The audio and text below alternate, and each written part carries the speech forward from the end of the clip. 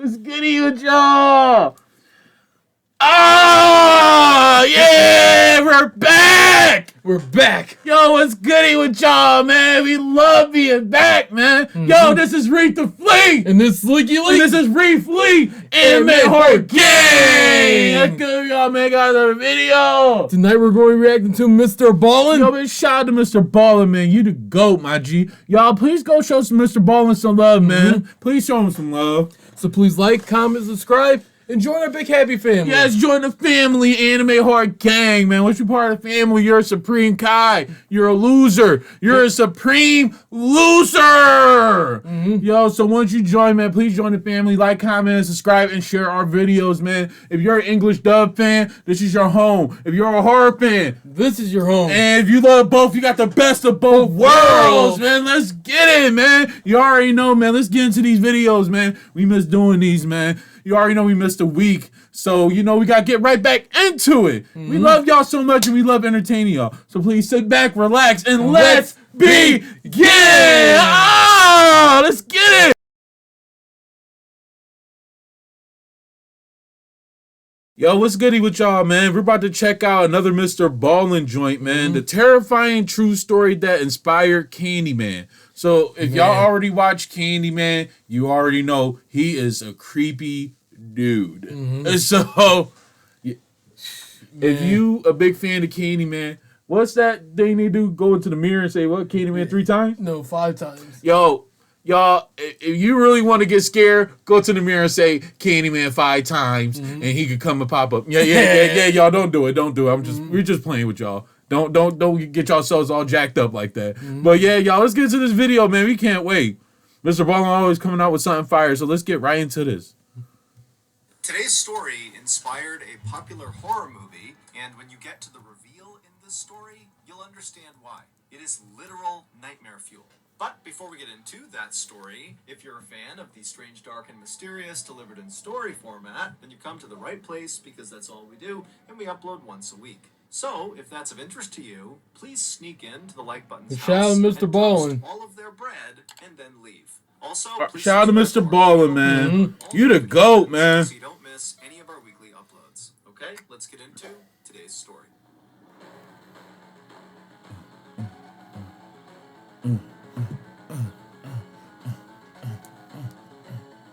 CandyMan.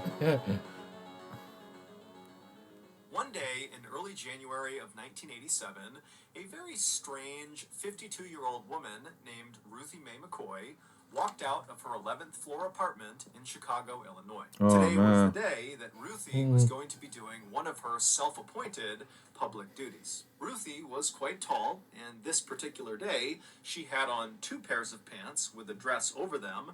She also had her favorite long stick she was carrying. And as Ruthie marched down the hallway, she began jiggling each of her neighbor's doorknobs to see if they were unlocked.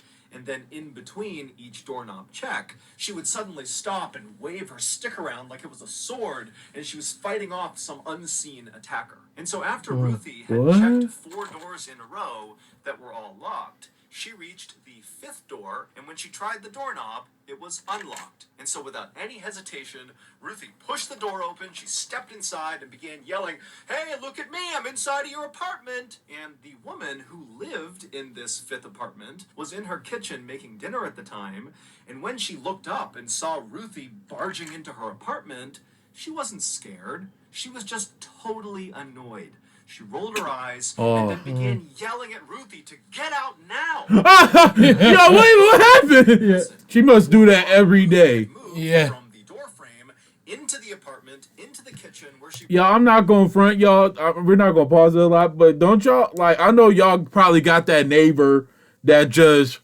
when you walk outside your place, your house, or either your apartment, when you see them, you be like, oh, God, I don't even want to talk to them. Like they want to joke around a lot. Yeah, and, like, don't you hate the ones that, like you be seeing them and they be trying to have a whole full-fledged conversation. You be like, oh God, I don't want to see them, like, because they be trying to talk you into a coma. Yo, trust me, I avoided so many incidents that when we was walking to the store and literally it'd be somebody that we know and I'd be like, oh God, I'm not, nah.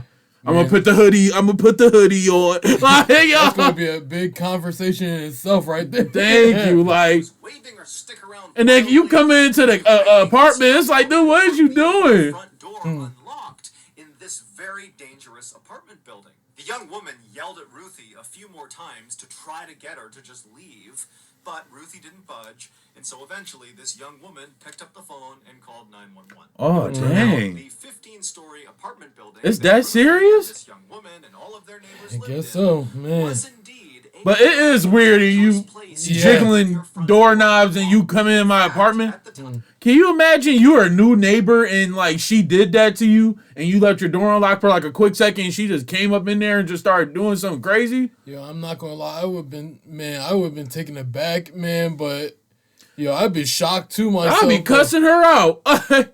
Time in the late 1980s, this particular apartment building was considered to be one of the most dangerous places in all of Chicago, with a murder occurring there nearly every week. Gangs basically ruled the building, which was totally falling apart and totally decrepit. And It must be the long South Side hallways Chicago. that thieves and killers could hide in. And so Ruthie wasn't wrong in trying to get her neighbors to keep their doors locked, but her very hands-on approach to delivering this message was never met with appreciation from the people who lived on her floor. Yeah, it's like you can't really get mad because it's like she's telling you like, yo, you need to lock your door. Anything Ruthie was trying to protect them from. However, in reality, Ruthie was not a threat to her neighbors. She was just totally mentally unstable and basically afraid of everything. For example, whenever Ruthie got mail, she would just assume that it was terrible news and most likely about someone coming to take all of her money. And when Ruthie was out in public, which was quite rare, she was so scared of strangers that whenever she passed them, she would just yell out obscenities at them to keep them away. And then also, when Ruthie was in public, she never ate because she was afraid strangers were going to literally run up and take her food. So, back inside of this fifth apartment that Ruthie has barged into, Does she have Ruthie family? was busy berating this young woman about her unlocked door when the police did finally show up and they dragged Ruthie out of the apartment into the hall. The police, by this point, knew Ruthie really, really well, and they were not about to arrest her. They knew she was harmless, but just kind of out of her mind. And so, like they always did in this situation, they told Ruthie to leave her neighbors alone and just go back into your apartment and mind your own business. And Ruthie usually would mutter something under her breath about needing to increase the security in this building, but she would eventually do as she was told and she would go back home. And that was basically Ruthie's life in a nutshell. Constant fear and paranoia from living in this totally dangerous apartment building, exacerbated tenfold by her very poor mental health. But Ruthie was not content with her life. She, like virtually everybody else in this high-rise apartment building, wanted to get out and live somewhere else and have a better life.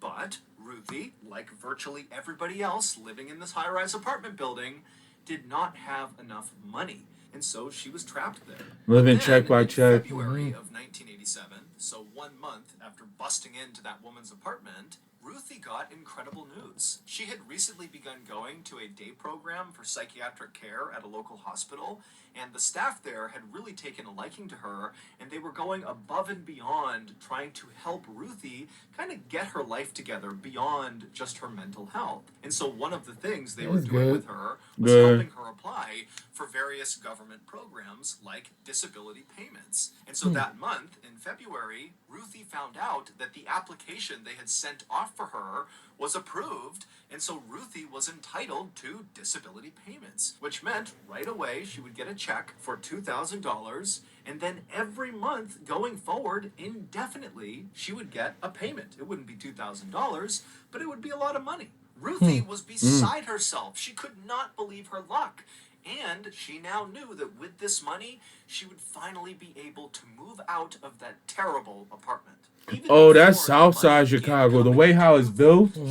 Yeah, that's Southside Chicago because I be seeing it in like, you know who's from Southside Chicago, Chief Keef, Lil Reese, you know, a few rappers from over there and stuff. Southside is grimy, bro. Man, It is grimy. Like, I couldn't imagine though. I really dude, can't. it be all over YouTube. When Chief Keef and them first came out, I know I'm throwing it off topic, but when Chief Keef first came out, yo, that really, man, Southside Chicago is grimy. Like, oh God. I thought Buffalo was bad, but Buffalo ain't got nothing compared to this. Like, man.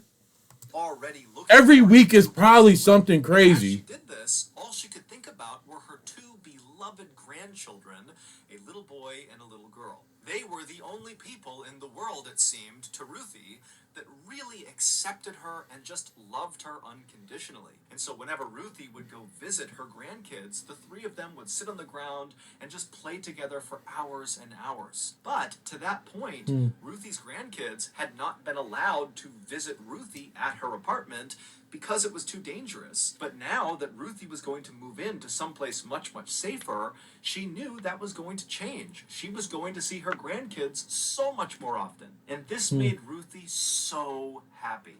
And this newfound happiness inside of Ruthie really motivated her to start looking at other aspects of her life and see if she could improve them. And so, as Ruthie is doing this new apartment search, she began taking classes to finally get her high school degree. She began picking up these old art projects she had kind of blown off. And also, most importantly to this story, she really began leaning into her religion, something she had not been doing for a long time. Specifically, she began tuning in to these very animated preachers that she would find on TV. And when she really liked one of them, she would write them a letter, and in this letter, she would praise them for their sermons and how incredible they were, and she would ask them to bless her with miracles. And these miracles were often just centered on her health. She wanted to look and feel young again. And some of these TV preachers, who were actually just running scams, would write back to Ruthie and say, "Of course we can bless you with your miracles, but first, send us some money." And so, payments began coming in. Y'all trust me. Preachers like them on the TV that's like skin. I don't like that because I feel like you're trying to use God to get money and like, come on now, like, get a life. That's sad. Get a life. Penny to be able to afford Get a life. to start this beautiful new life with her grandkids. She still found a way to set aside some of that money and sent it off to these TV preachers. And soon, these preachers were sending things back to Ruthie.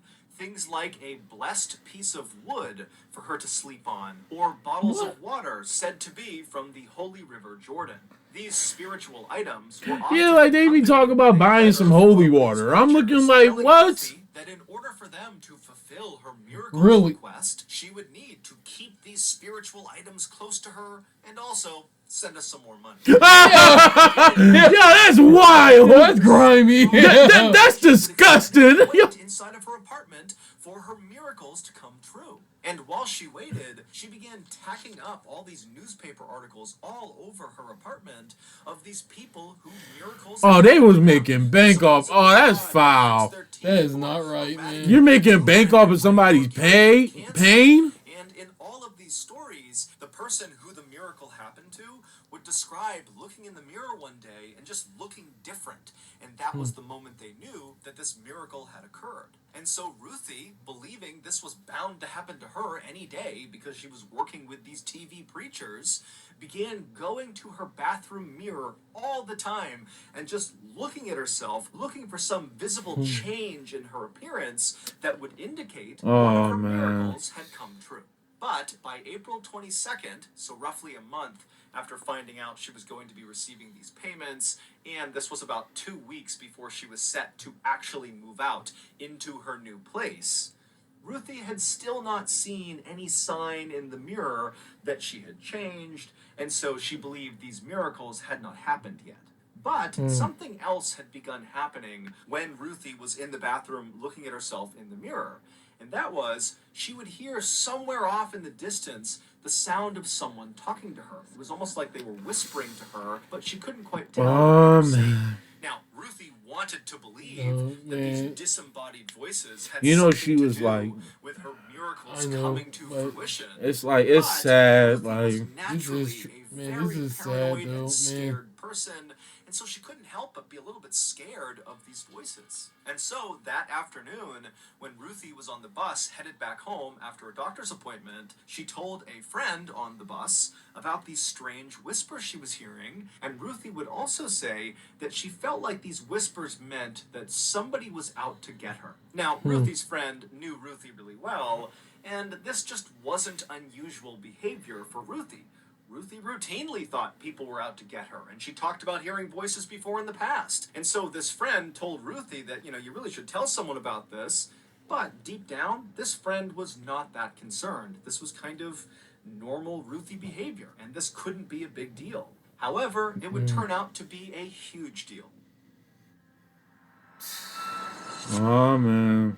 Today's video is sponsored by NordVPN. As many of you may have already heard, our beloved swearatawalrus.com is now officially off the internet. There was no better way to let off steam after a Let it long, play for a hard little bit so day he could than get to his sit down sponsor and see a out. stupid old walleye face staring back at you on a Zoom call and just /Mr.Ballen or click the link in the description below. Okay, back to the story.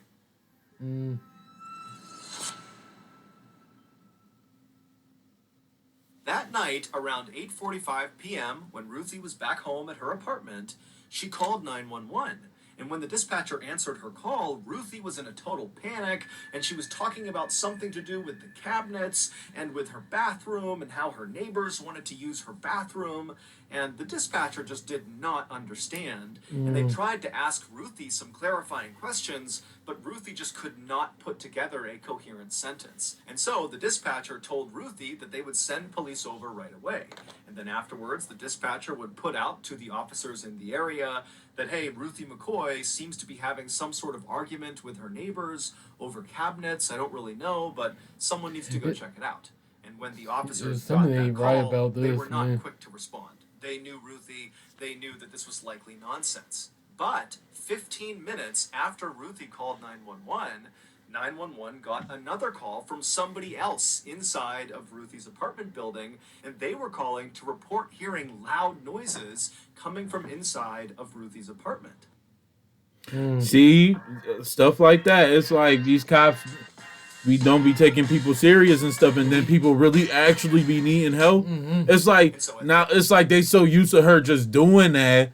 It's like now they're thinking, oh, she's probably on something again. And it's like now something's really happening. You just sitting there, they're taking your time, and you could have saved her. You know what I'm saying? You're not believing in it because she done it so many times, though. So. And it's crazy, y'all, because I hate when people do think like that, because it's like, y'all, everybody is human. You know what I'm saying? It doesn't matter if you're rich or poor. You're still a human. You know what I'm saying? Please treat everybody the same. As if it was like a rich person, because I feel like don't be discouraging somebody just because we're in a low part of the neighborhood and people is kind of crazy and stuff. We're still human too. You know what I'm saying? Yeah, I can see that. Like everybody in the ghetto is still human too. Like you gotta give everybody a chance. You know what I'm saying? Yep. There's a piece of hair in my mouth, but yeah, let's get back to it, y'all. Don't never judge nobody. Never. Love everybody for who they are. You know? Yeah. They went to the 11th floor, they went to Ruthie's door, and they began pounding on her door because it was locked. But Ruthie didn't come to the door, and it was totally silent inside of her apartment. And so at some point, the police called back to dispatch and asked them to call Ruthie on the phone she had just used 15 minutes earlier to call 911. And so these police officers are standing right outside of Ruthie's door, and they're listening to the sound of Ruthie's phone ringing inside of her house, but Ruthie didn't answer it. And again, the apartment stayed totally quiet. And so the responding officers turned around and began walking down the hall and knocking on other people's doors and began asking them, hey, did you hear any loud sounds coming out of Ruthie's apartment? And everybody said no. And so the police eventually just kind of gave up and left, despite not seeing Ruthie, not talking to Ruthie. Oh, come on, y'all. Inside of her apartment. The next Come day, on, y'all. one of I really Ruthie's just friends let- on man, her this- floor noticed that Ruthie had not come out of her apartment all day, and when she knocked on the door, Ruthie didn't answer. This friend called the police. The police came out again, they knocked on Ruthie's door, and after a while, when she didn't answer, the police again just left. Ruthie's Y'all friend, gotta who go had called in the there. police, was furious that the police police were not taking this seriously. Thank you. So she wound up contacting maintenance of the building, and a janitor went up to the 11th floor, went to Ruthie's door, drilled through the lock, and pushed her door open. The janitor immediately yelled out for Ruthie, but there was no response, and so he stepped inside and kind of looked around, and right away he was struck by two things. One, it was a total mess inside of her apartment. There were all these religious books and pamphlets all over the ground, but as messy as the apartment looked, it also seemed weirdly empty. Like there was no TV, there was really no furniture or anywhere to sit. It was almost like this apartment had been half moved out, and then whoever was moving it out had just kind of stopped. The janitor started to get a really bad feeling about being inside of this apartment, but he mustered the courage to walk a little farther into the apartment to look into the bedroom. And when he turned the corner and looked into that bedroom, he froze, because there on the ground was Ruthie McCoy. She was lying on the ground in a pool of her own blood. She was dead. Oh. They walked around her apartment, and they concluded that this was kind of an open and shut case. Ruthie must have opened her door for the wrong person who came inside and killed her.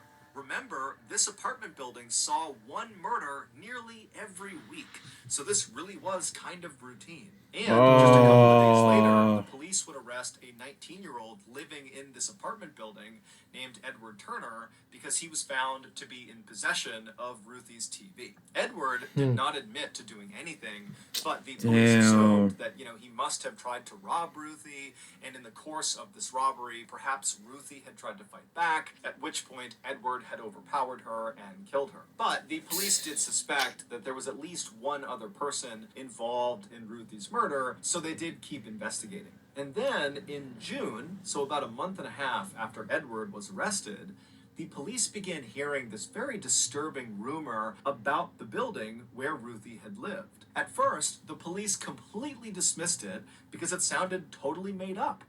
But when it kept coming up over and over again, whenever they interviewed anybody in this building about Ruthie's murder, the police finally decided they had to at least look into it in order to confirm that it was not true. However, when the police looked into this rumor, they would discover that it was true, and it absolutely played a role in Ruthie's murder. Back on the night of April 22nd, 1987, so the night that Ruthie called 911 in a panic, saying something about her cabinets and her neighbors and her bathroom, well, what had really happened is Ruth was home around 8:45 when she heard this loud banging sound coming from her bathroom. And then before she could go over and inspect the bathroom, her bathroom door flung open, and standing in the doorway was this dark, tall figure who just suddenly took off running through her apartment, out her front door, out into the hallway.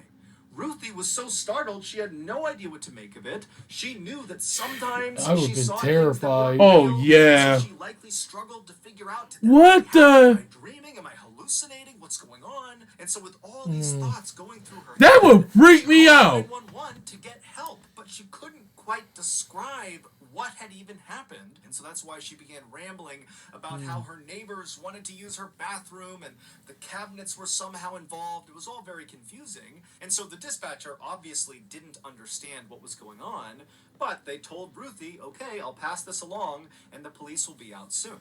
And so as Ruthie is waiting for the police to show up, she wanders over to the bathroom where this dark figure has appeared, and she walks inside and she looks at where her mirror had been above her sink. The mirror that she had spent so many hours looking into, hoping for signs of a miracle, and the mirror was gone. And in its place was this big dark hole on What the wall, the? almost like an entrance to a dark tunnel. And as Ruthie is staring at this void, she sees these two dark hands emerge from underneath. Oh no! Onto her sink.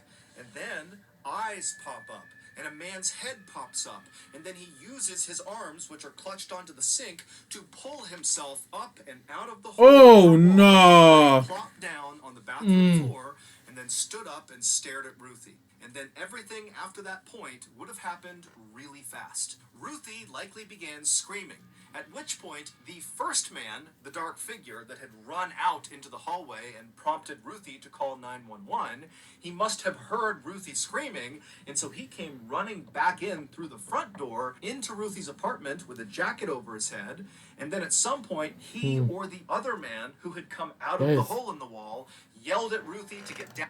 Y'all, if y'all buy a house or if y'all rent in an apartment, y'all please check around everywhere, because there are videos showing that if you move certain things, there are an entrance into the house or into that apartment. I feel like if I'm ever getting a new home or apartment, I'm checking every nook and cranny of that place. Please, y'all, because you don't know what could be there. From top to bottom, too. You don't know what could be there. There could be somebody sleeping in that house, and you do not know that. In your crawl space, in your basement, in your egg. And you do not know that. Even in the walls. And you do not know that. That is creepy. Y'all, please check. Check every part of the house. Ask for the blueprints of the house. Ask to see the history of the house. Everything. And apartments, please check your apartment, every nook and cranny in your apartment. Because stuff like this are really true. Like, there's really openings to certain parts. And it's like people just come in. But it's like, how do they find it? Yeah, I'm not gonna lie. It's like... That's wild. Yeah, that is down wild. On the ground. Maybe she didn't comply. Maybe she did. But after that, 4 gunshots rang out. All 4 shots hit Ruthie. However, these 4 shots did not kill Ruthie right away.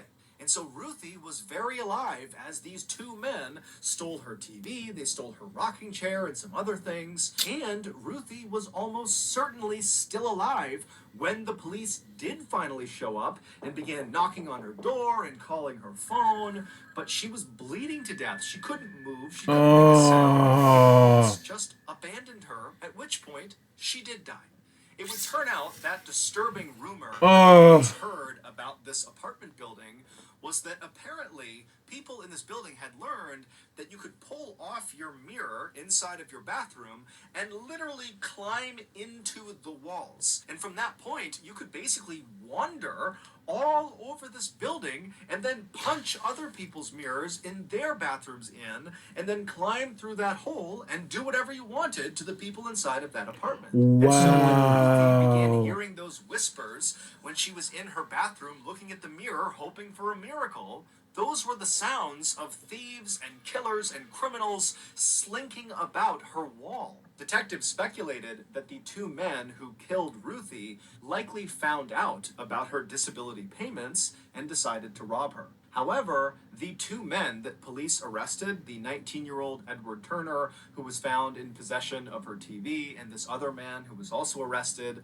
were ultimately acquitted because there were so many people crawling through the walls all day and night inside of this building that there was no way to prove that those 2 were the ones who actually went in and killed Ruthie.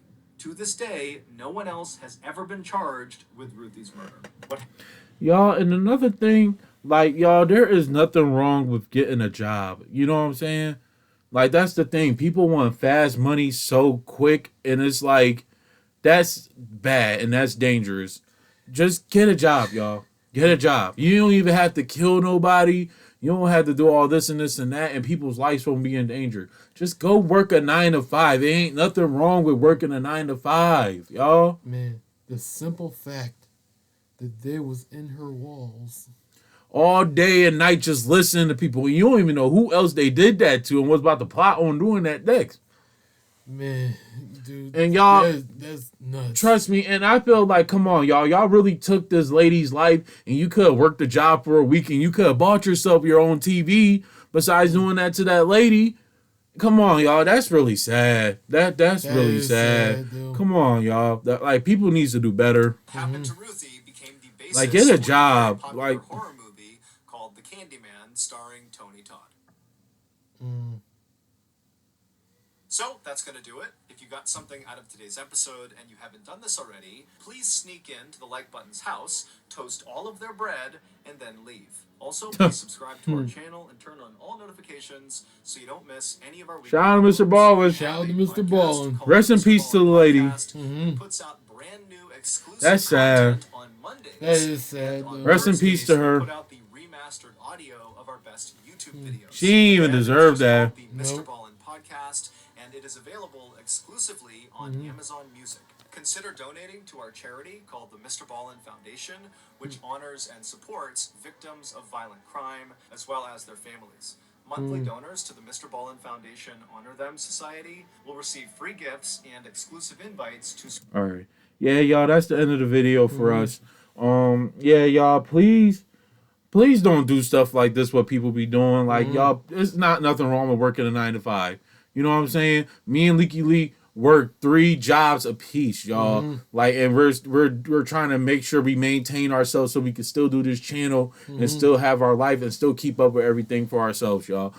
Y'all, please get a job. Don't go out here just hurting people and harming people just to get something that's not going to really last that long, y'all. Because people be out here killing other people for Jordans. Literally. Like, come on, is it really that serious? Nope, it ain't. Like, y'all, if y'all about to hurt me for a pair of Jordans, you can have them. Like, you can have them. So, my life is way more important than some sneakers. And it's just the part that y'all really went up in there and just grabbed a TV and a couch. And y'all could have bought that yourselves. Y'all needed a TV and a couch that bad? Yeah, man, that's just wild right That's there, disgusting, man. Like, that, people like that is weird. Like, stay, But yeah, y'all, that's the video, man. Shout out to Mr. Ballen. Please go subscribe to him, man. Show him some love over there. Please like, comment, and subscribe to us as well. Anime Hard Gang, you already know we want y'all to be a part of the family. Once you're a part of the family, your family for life of us, man. You already know. We love y'all to death. Thank y'all for y'all support, man. Thank you. So me and Leaky Leak gotta go to the next reaction. Next rec, see ya. Deuces.